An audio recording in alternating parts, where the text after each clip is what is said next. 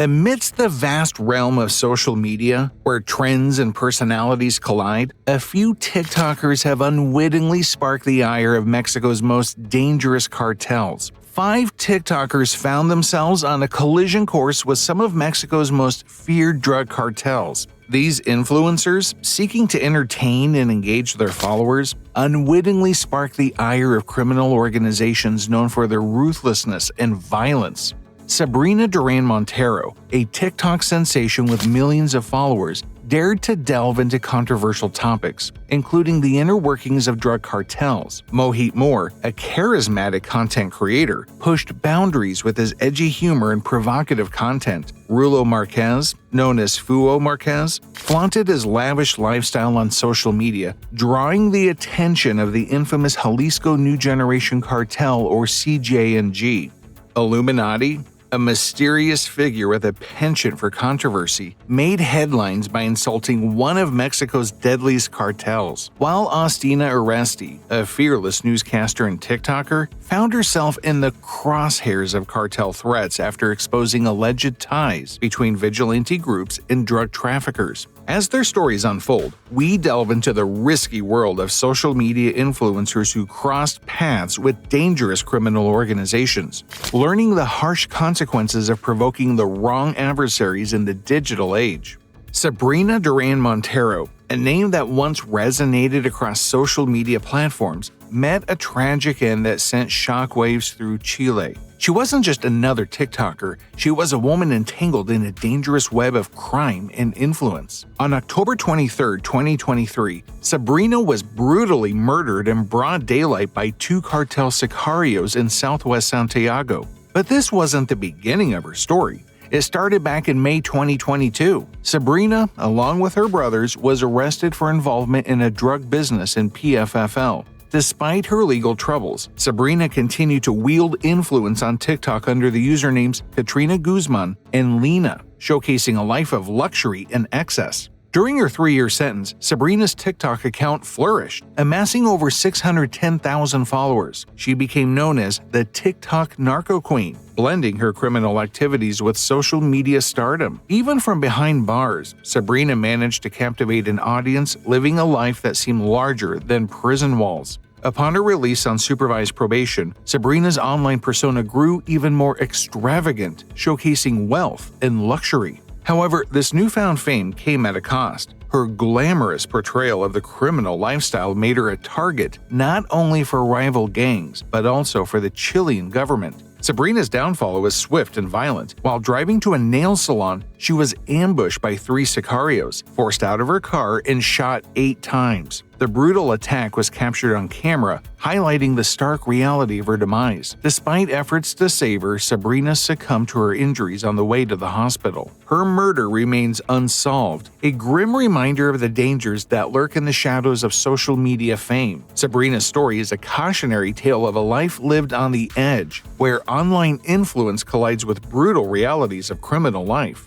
Mohit Moore, a rising star on TikTok, met a tragic end that shocked the nation. On May 21, 2019, while sitting in a photocopy shop in Navgar, Delhi, Mohit was ambushed by 2 gunmen wearing helmets. They mercilessly fired multiple bullets into his body, leaving him fatally wounded. The brutal attack was a result of Mohit's rising fame on TikTok and his association with one of India's most ruthless gangs. At just 27 years old, Mohit had achieved remarkable success on TikTok, amassing over 500,000 followers in just 8 months. His popularity stemmed from his authentic portrayal of a hardened bad boy with a good heart, a persona that resonated deeply with his audience. Whether he was performing skits, sharing jokes, or showing off his gym-built body, Mohit always aimed to entertain and connect with his fans. However, Mohit's life took a dark turn when a court in India temporarily banned TikTok on April 3, 2019, citing concerns about his impact on young users. While the ban was lifted shortly after, it sparked a wave of scrutiny against the app's major influencers, including Mohit. Despite not fitting the criteria for those targeted by the ban, Mohit's influence made him a target for those seeking to curb the app's influence. Tragically, Mohit's association with a criminal property dealer named Mangu proved to be his undoing. Mangu, who was actually a front of a larger criminal organization led by a man named Pwani, had enemies within the criminal underworld. One such enemy, a drug lord named Dalal, ordered Mangu's assassination, leading to Pwani's taking over his properties, including one occupied by Mohit and his friend.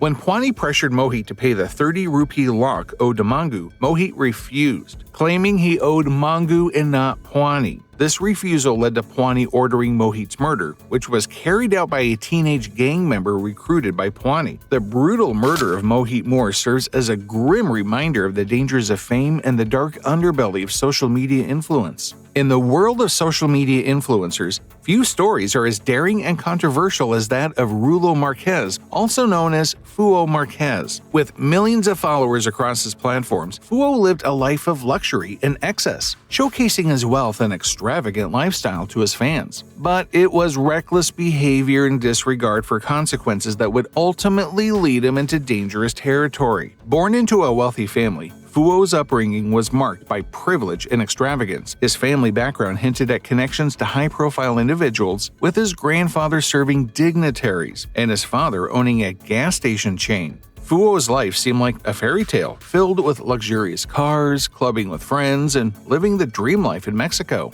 Fuo's social media presence skyrocketed, particularly on Instagram, where he amassed over 3 million followers, earning him the title of an influencer. However, Fuo's thirst for fame and attention led him to expand his reach to TikTok, where he continued to attract followers but also began attracting trouble. As Fuo's fame grew, so did the scrutiny and criticism. Many viewed him as arrogant and untouchable, thanks to his massive ego and lavish displays of wealth. But Fuo's downfall came when he crossed paths with one of Mexico's deadliest cartels, the Jalisco New Generation Cartel, CJNG. In a stunt that would prove to be his undoing, Fuo decided to block traffic on the Matuta-Remis Bridge in Guadalajara, Mexico, to film a TikTok video. His actions, seen as arrogant and disrespectful, sparked outrage among the local community and authorities. Fuo's video went viral, drawing condemnation from all corners, including the mayor of Guadalajara, who threatened to press charges against him. TikTok even banned his account, forcing Fuo to issue a public apology for his actions. But it was the CJNG's response that truly shook Fuo to his core.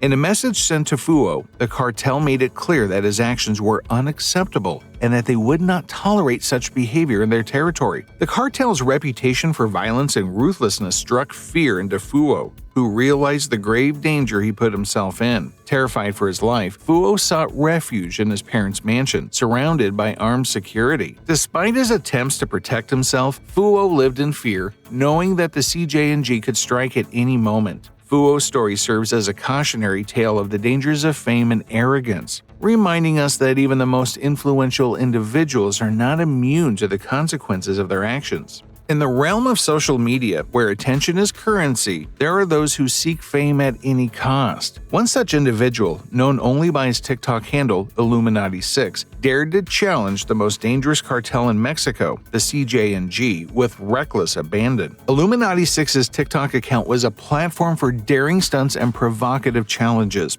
In one particularly audacious video, he accepted a dare from a follower to insult El Mano, the notorious leader of the CJNG. Dressed in casual attire, Illuminati6 leaned against a light pole and delivered a brazen message to El Mano, calling him out and boasting of his own supposed invincibility. The video quickly went viral, drawing both admiration and concern from viewers. Some praised Illuminati6's courage, while others feared for his safety, knowing the brutal reputation of the CJNG. The boldness of his actions led many to speculate about his fate, with some even suggesting that he may have ties to a rival cartel. Despite the widespread attention his video received, there was no immediate response from El Mano or the CJNG. Rumors circulated that Illuminati6 was based in Richmond, California, making him a difficult target for the cartel, as an attack on foreign soil would complicate matters for them. Days later, Illuminati6 uploaded a follow-up video, this time offering a heartfelt apology to El Mano and his family. He expressed remorse for his words, claiming that he was not in the right state of mind when he made the video and that he was simply seeking attention. He begged for forgiveness and pleaded for his life, citing his own family as a reason to spare him.